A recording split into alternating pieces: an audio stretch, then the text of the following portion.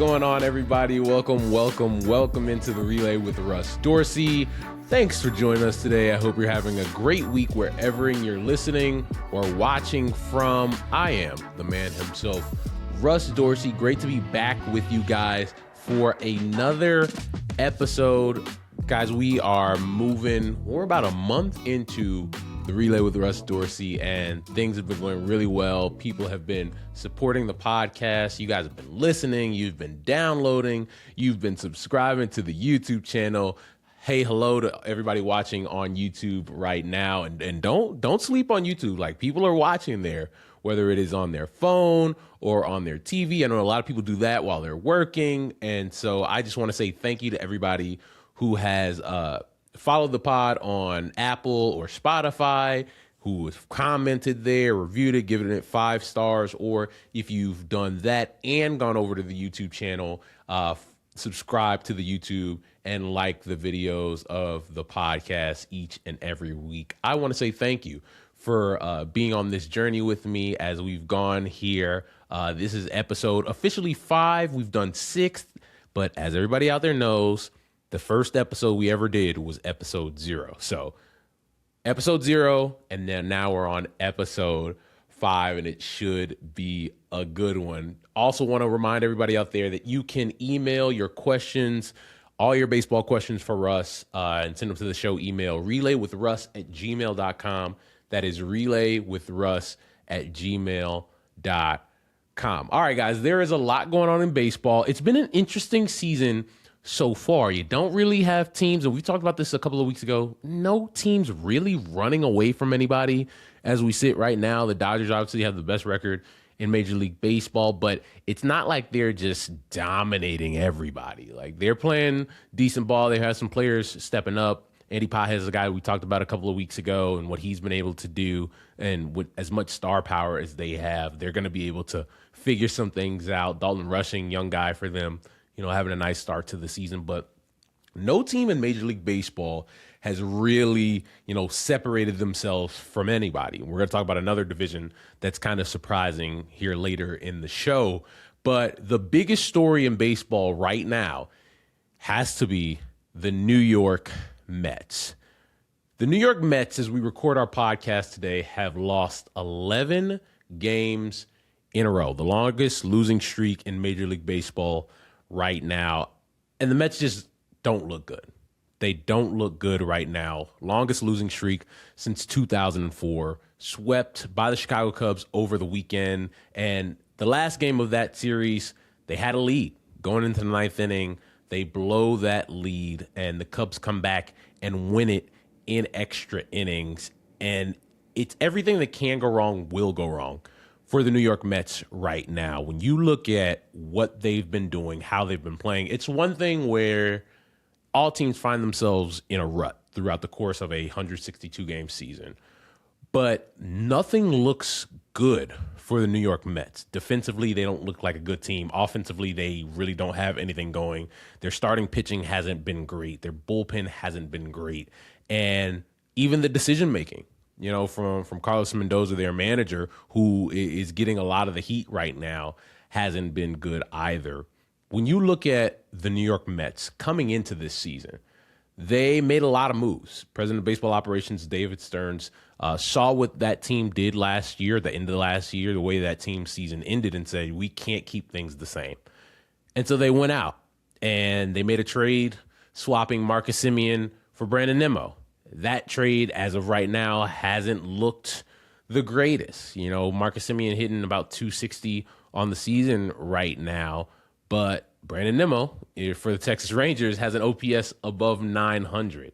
Now, I know that trade was a little bit less about production and more about the contract. Brandon Nimmo had 5 years left on his deal. Marcus Semien had 3 years left on his deal. And with the way Brandon Nimmo's body was the last couple of seasons with some of the injuries, you could understand why the Mets said, hey, yeah, we'd rather move this money and deal with the higher AAV with Marcus Semien, but with a shorter contract.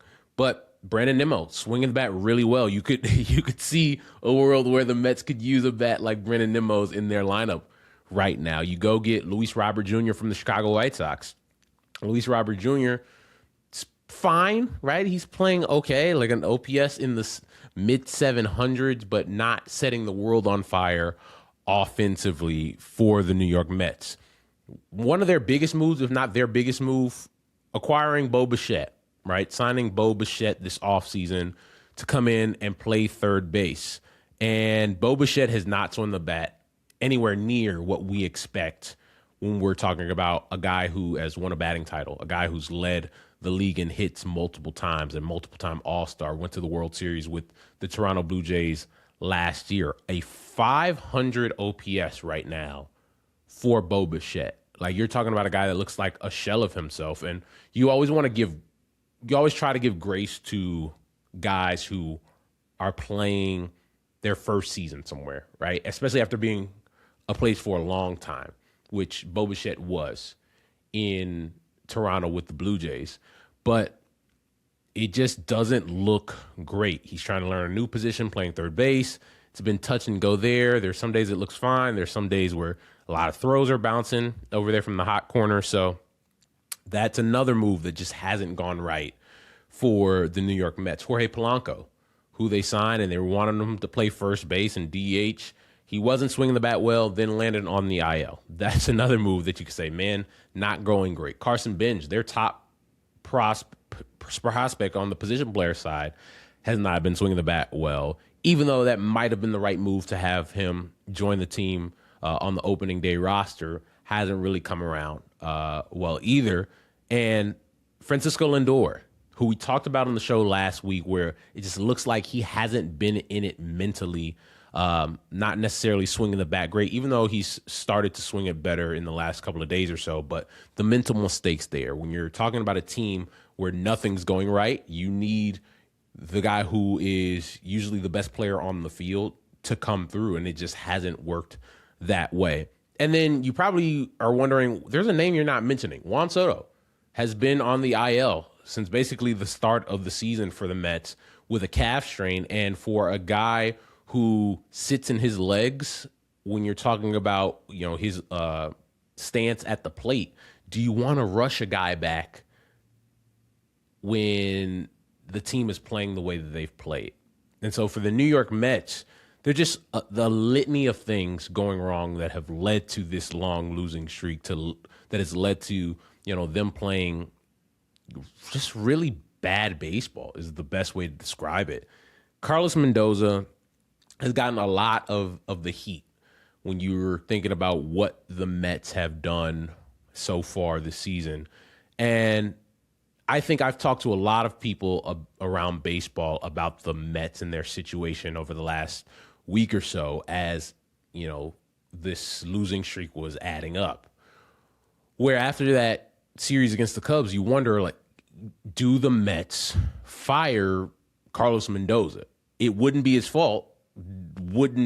He can't go in the batter's box. He can't, go to the mound and pitch. He can't, play a position defensively. But at some point, front offices usually don't let long losing streaks like this go on too long, especially when David Stearns and Carlos Mendoza changed their coaching staff, right? It's almost a completely new coaching staff this year as it was to last year. And when you make that many changes to a coaching staff, the last person to go is usually the manager. And it's still the middle of April. Managers don't get fired in April, but this seems to be a unique situation.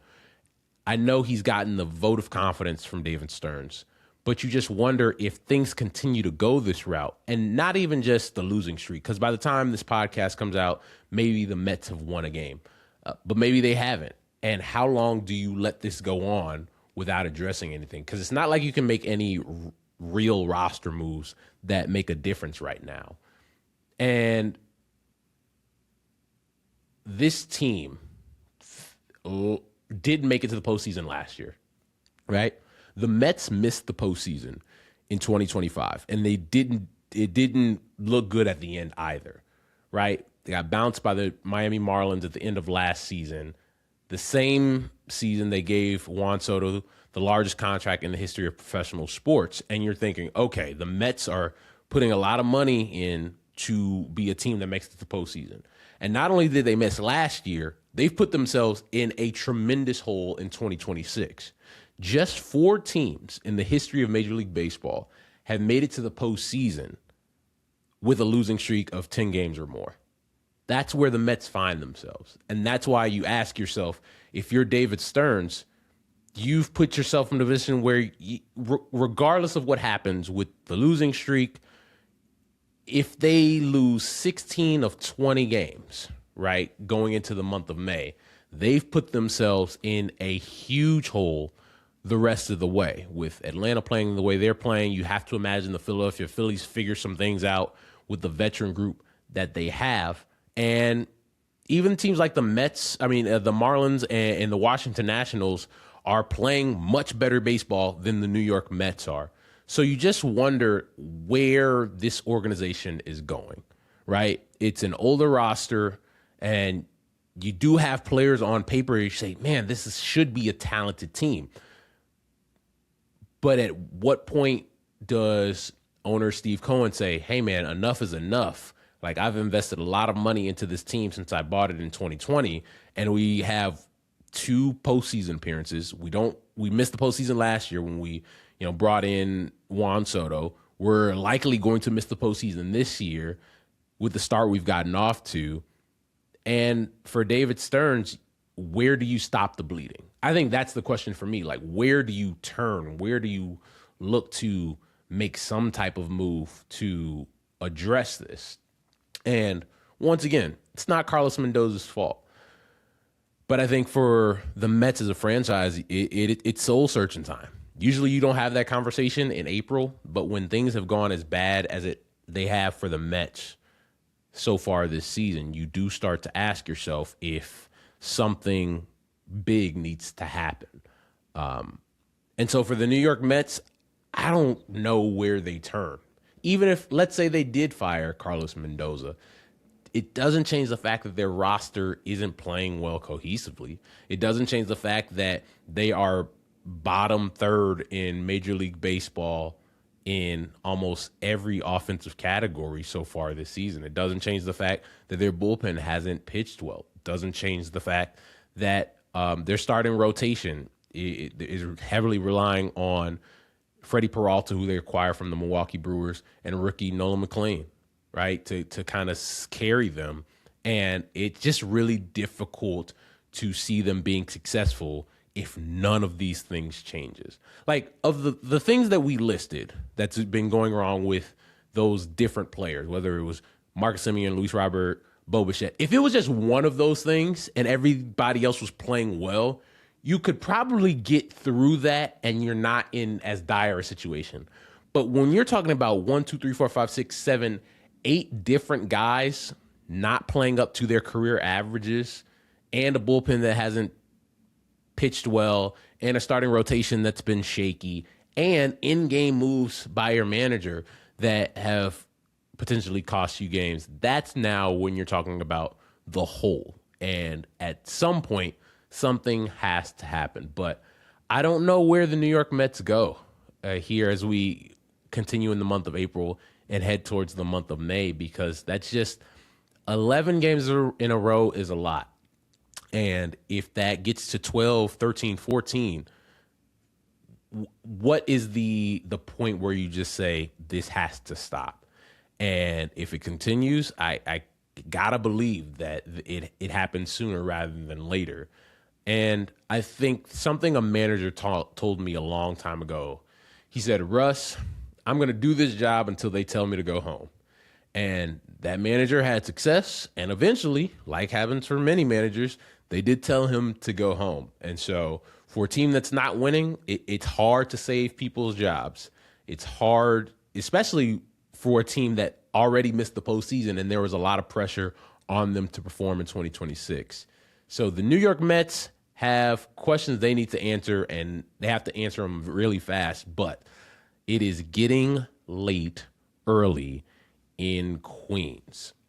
One of the other big storylines in Major League Baseball so far this season has been the guy they used to call Kid.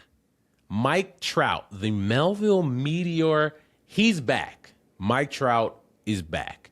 He is swinging the bat really well right now for the Los Angeles Angels. And it's so nice to watch because baseball's better when Mike Trout is healthy and good. And last week, he went into Yankee Stadium and put on an absolute show. 4-game series, 5 homers against the New York Yankees. And Mike Trout looks healthy. I think that's always the biggest thing with Mike Trout.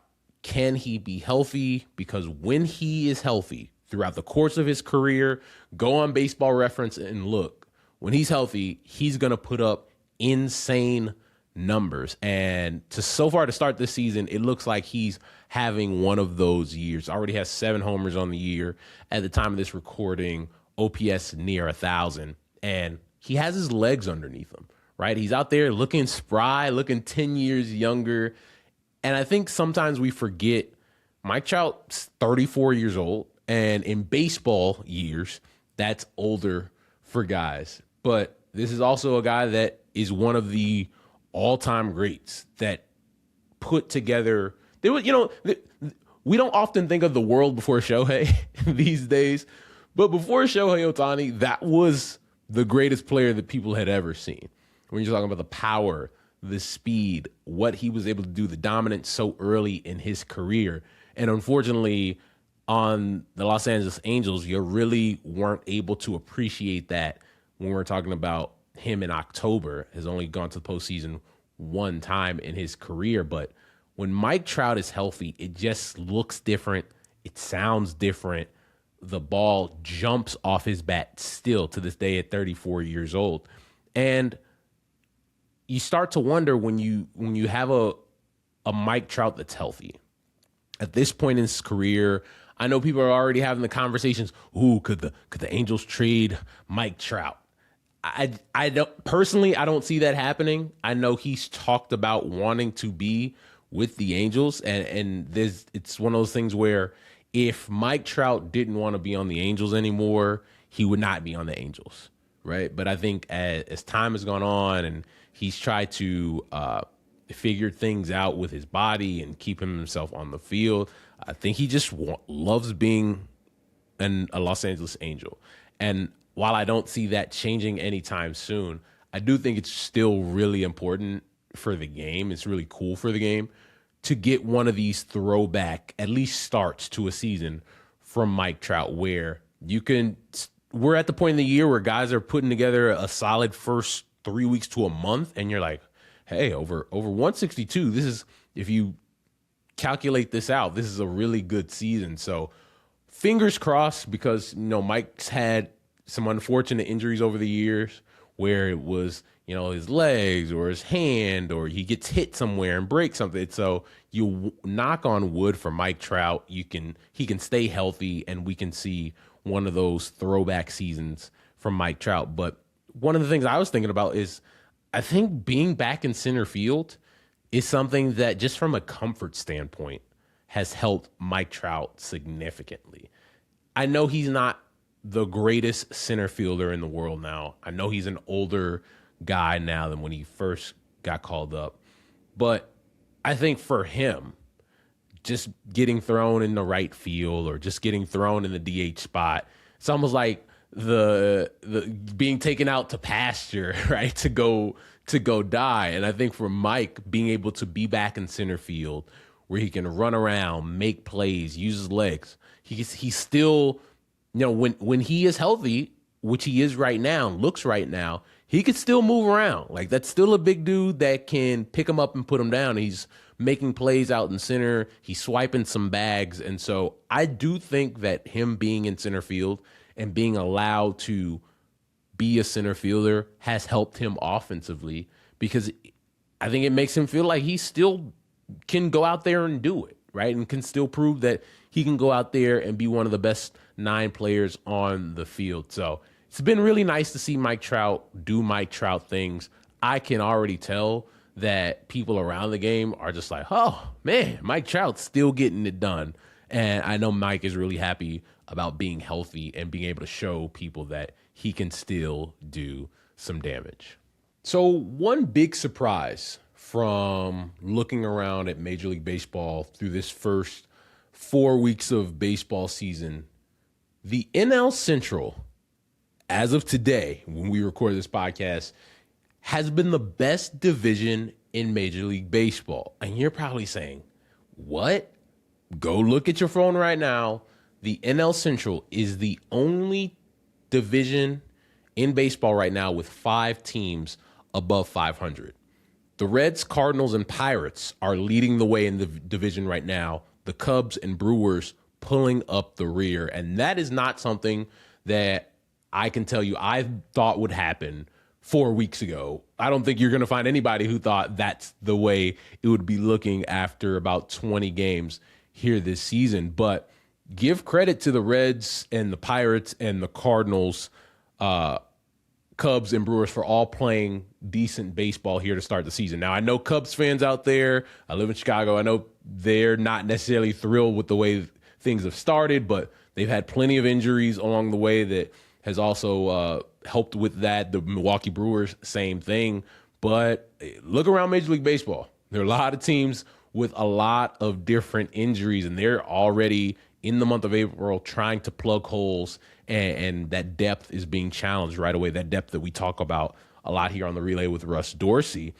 But one injury, 2 injuries can change an entire division, and I think we're seeing that because the Chicago Cubs were supposed to be the team that led this division far and away, right? With the moves that they made this offseason, bringing in Edward Cabrera, bringing in Alex Bregman, and you know, another year of growth from some of their younger players that blossomed last year. Nico Horner turning into a household name. Michael Busch after a breakout year last year. Pete Crow Armstrong after a breakout year last year. Some of the veterans that they have with Ian Happ and Seiya Suzuki. You could see why the Cubs were the team to beat and should have been the team to beat.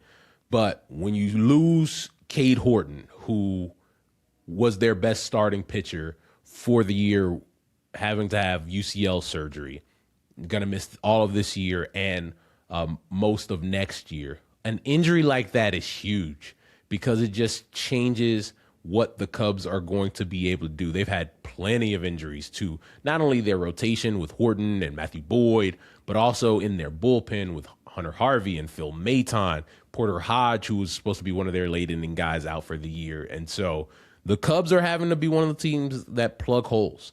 And after a while, it can be very difficult to plug holes without doing something else, whether that's bringing in somebody from the minor leagues, whether that's going out and acquiring a player or signing a free agent. The Cubs they're going to have to figure some of these things out, not to mention that they haven't necessarily all of their guys they expected a lot out of swung the bats well. Nico Horner has been great for them. Moises Ballesteros has been great for them. Their catchers have been fantastic, whether that's Carson Kelly, Miguel Amaya, that trio. But Alex Bregman hasn't swung the bat like they expected him to swing the bat. Pete Crow Armstrong hasn't swung the bat like they expected him to swing the bat. Michael Busch hasn't swung the bat.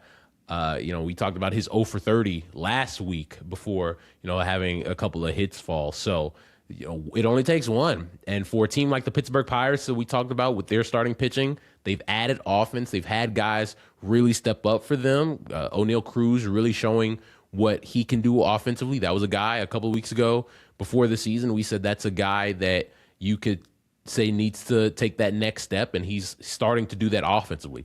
Still a little shaky with the defense out there in center field, but offensively he's been getting it done. Brandon Lau, bringing him in, what that power that he's brought to second base. Ryan O'Hearn.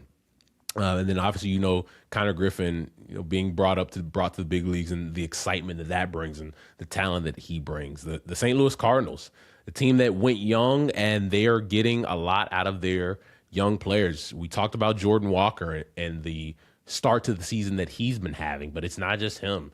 Guys like Mason Wynn, J.J. Weatherholt, they're getting production from a lot of different places in that lineup with their pitching and being able to keep things going here.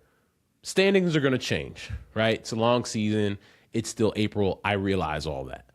But a lot of these teams we thought would just be in the rear and pulling up the rear. The Cincinnati Reds are showing that, hey, they can compete in this division. Sal Stewart is having a great start to the year their rookie third baseman, and you're seeing a division that is going to be competitive. With the Cubs having the injuries that they've had, this division is going to be a lot more competitive than people believed at the start of the year. And competitive baseball, competitive divisions, that makes all of this really interesting. For me as a writer and as a reporter, I like being able to watch games that matter in a division in August and September, right? When a division is decided by August 1st, nobody's really excited. That doesn't help anybody. Keeping all these fan bases locked in because these games matter, that is a very big deal. So it should be fun to watch how this division shakes out. And maybe some of these teams fall back like we thought they would, but maybe they don't. And maybe they say, hey, we can hang around. Maybe we can, find our way in that conversation for a wild card spot or even a division if things fall their way.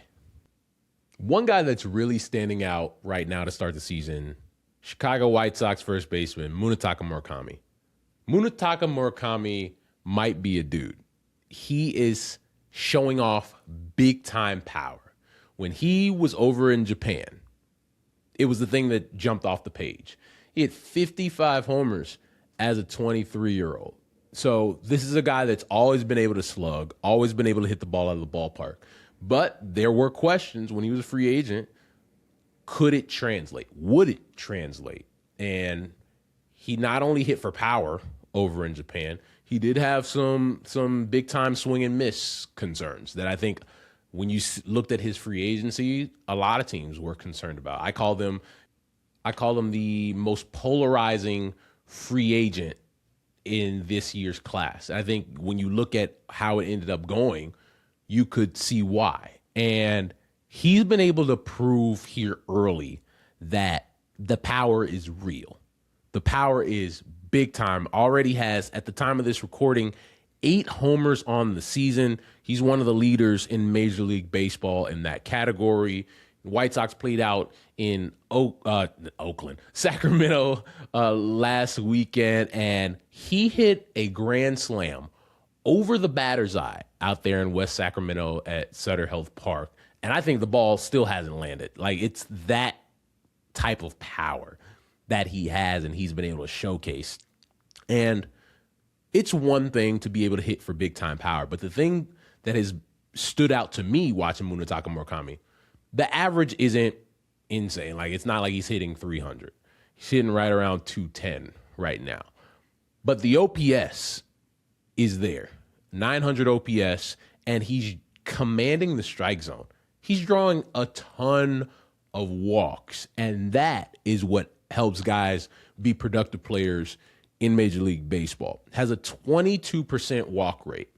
He understands the zone. And when you're talking about guys who have big-time power, it's hard to be a productive player in the big leagues when you hit for big-time power, but you don't draw a ton of walks, where it puts so much pressure on the slug to carry you.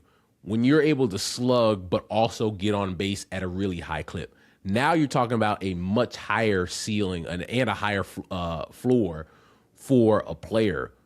Guys who finish with their OPS in the 850, 900 range, you're talking about all-star caliber players. And so for Munetaka Murakami, if the walks are going to stay at 20% and he's going to slug in the 600s, this is a really, really solid result and outcome for the Chicago White Sox. Last year, and I know people are saying, Russ, he strikes out a ton. You're not wrong. He has about a 33% strikeout rate. If you look at last year, 4 players finished the season with a strikeout rate above 30%. New York Yankees, Ryan McMahon, James Wood on the Washington Nationals, Mike Trout on the Angels, O'Neal Cruz, and Riley Green. 5 players.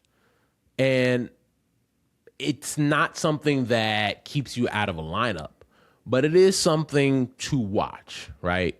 When you are not, when you're striking out that often, it is a bit of a concern. Only 2 guys in Major League Baseball, even with, the 5 guys that we named, only 2 guys had over 200 strikeouts last year, and that was James Wood and Riley Green. What Munetaka Murakami is on pace to do this year, he's on pace to have over 50 homers, draw over 140 walks, and strike out about 225 times. That would have led Major League Baseball last year. But if I were to tell you that a guy hit 50 homers, drew over 140 walks, there are a lot of teams, and by a lot, I mean a majority of teams in Major League Baseball that would have signed up for the 200 strikeouts, because you're going to have a guy that has an OPS in the 850s to 900 range, and you're going to have a really, really productive player. So for Munetaka Murakami, he's showing a lot of people that, hey, the power is real, and he has an ability to get on base that maybe people didn't consider this offseason when he was a free agent. And so it'll be interesting to watch how teams adjust to him, how he continues to adjust to the league, because it's going to be hard for teams to continue to pitch him in the strike zone. And so when teams start to say, hey, you're not going to get fastballs in the zone anymore, that's when you're really going to have to see that adjustment from Munetaka Murakami. One of the other things that stood out, the hitting velocity is something that was a question coming into this season. Would he be able to hit velocity? And he seems to be able to handle that pretty well. The homer he hit the grand slam on that went over the batter's eye was a 98-mile-an-hour fastball. So velocity, he's handled. The power is real. Getting on base at a high clip, strikeouts are there, but we got to keep watching to see, as the league adjusts to him, how he'll adjust back. But so far, so good for Munetaka Murakami. Now, before I get you out of here, I want to give you my guy of the week, and I'm going to go with the guy that we already mentioned here on the show, Mike Trout, 5 homers in 4 games at Yankee Stadium, just looking like the old version of the future Hall of Famer that we saw for so long. And it's really nice to see a confident Mike Trout, a healthy Mike Trout.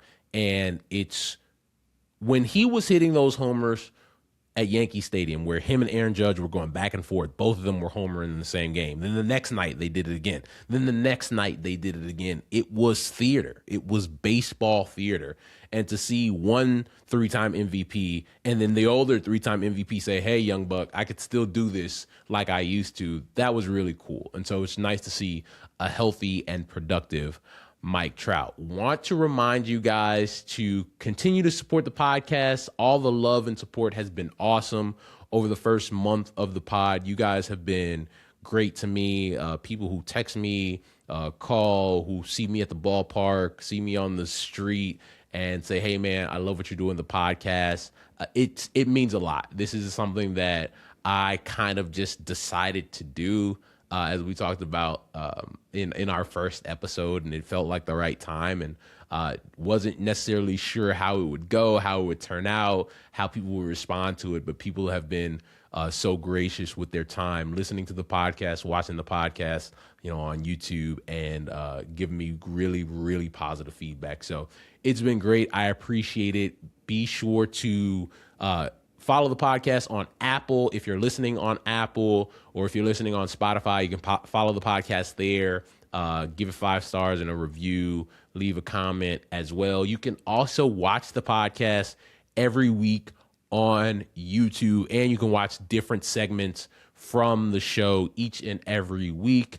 Make sure you subscribe, like, and share the podcast with a friend that loves baseball. Hopefully they'll be able to find something that they love here on the Relay with Russ Dorsey. And you can also email the podcast your questions at relaywithruss@gmail.com. That is relaywithruss@gmail.com. Also, I have maybe a little bit of breaking news. Sources say that there could be Relay with Russ Dorsey merch coming out in the not too distant future. Yes, you heard it here first. Could be some Relay with Russ Dorsey merch coming out here soon. I've been working on some things behind the scenes I'm really excited about. And so those things will be announced very soon on my various platforms, and you'll be able to potentially get some Relay with Russ Dorsey merch. But want to say thank you guys for watching this week's episode. As always, hope you have a great week wherever you are, and I'll catch you again next time.